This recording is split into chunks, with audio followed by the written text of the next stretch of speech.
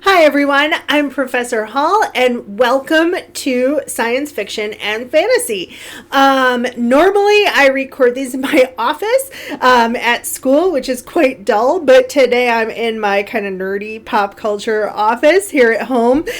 So a lot of my lectures are going to be recorded from here. We have our Harry Potter poster, our DC throw pillows, our Marvel figurines, and of course our Doctor Who door, because what nerdy pop culture office wouldn't be perfect without a Doctor Who door?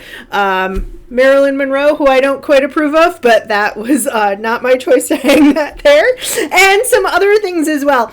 What a great way, a great location to start this course. I can't wait to share this with you. So our class starts next week, but I wanted to give you first a little view of my lovely office here, and a little bit of information about what our course is going to entail.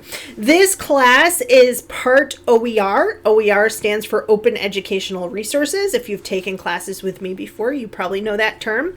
And that basically means that we're going to be looking at some books that are out of copyright. So I know a few of you have emailed me and asked the bookstore, what's up with this book list? There are not that many books in the bookstore, and that's because some of them I'm going to be providing for you for free because they're out of copyright and they're open educational resources that you don't have to buy. So what is the class going to look like? Well, we're going to start with a week of proto science fiction. You're going to look at excerpts, proto, kind of like prototype, those early things that are adapted later. So like the 1.0 of something like Windows before Windows 10, right? Way before Windows 10. Proto science fiction works kind of blend fantasy, mythology, folklore, fairy tales with some science, and also sometimes with satire and early ideas of utopia. So looking forward toward what scientific advancements could happen and how would these scientific advancements affect society? How would they affect us as people, and how would they affect our social structures? So we're going to be doing that the first week. The second week, we're going to be looking at H.G. Wells' very early science fiction work as well, and that is War of the Worlds. So, H.G. Wells is sometimes called the grandfather of science fiction, and we will talk about the subgenres of this book, the genre that it kind of created, and again, throughout really the whole class, we're going to be looking at two kind of essential questions. What could happen and how would that affect our lives? So what's the science and how do the social structures and the psychology of people react to that science? And then some other questions that come up possibly in Wells' work, but really more in some others. And that's the idea of, can we do something scientifically, but then really morally and ethically, should we do it? So after we look at the War of the Worlds, that great science fiction, hard science fiction adventure, we're going to look at A Princess of Mars. H.G. Wells' book was published in 1897. Princess of Mars was published in 1912. And that book is actually a space opera, if you will, and blends science fiction and fantasy and this idea of sword and sorcery in this really unique way. The week after that, we will look at Brave New World, which is a dystopian book published in 1938, and we will talk again about science and social structures and how we have this really interesting intersection between the two. Week 5, we're going to read Flowers for Algernon, which is a book that is kind of based in the soft sciences, looking a little bit more at psychology, sociology, and questions of a more personal nature than Brave New World, which looks at kind of the entire social structure.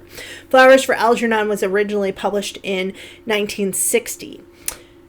After that, we are going to move to a book that is often thought of as being for children, but really is can be appreciated by adults as well, and that is A Wrinkle in Time, published in the late 1960s. This is a really interesting blend of various genres, including science fiction and fantasy, and a little bit of utopia, a little bit of dystopia, and a little bit of that space opera.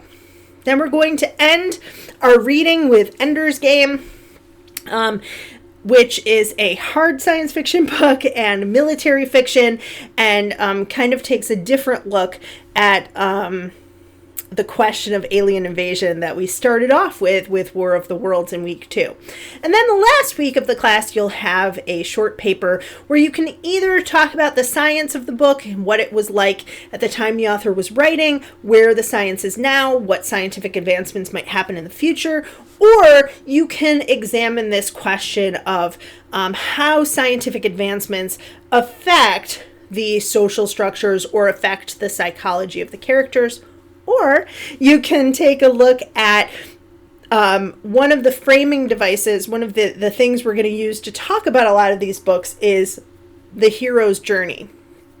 And this is an idea that came from Joseph Campbell as he studied mythology and science fiction works and folk tales and fairy tales, where we have this call to adventure.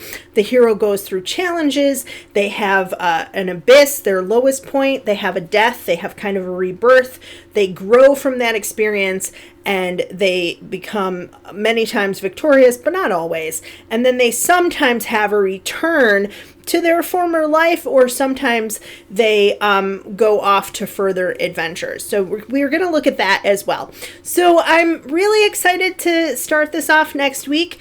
You can also view the walkthrough of the class, which I'm going to post below, where you can see how everything is laid out and how you can find any assignment that you would like. And if you have any questions about where to find things or what we're going to be doing, you can always email me. And other than that, I look forward to the class. Thanks, everybody.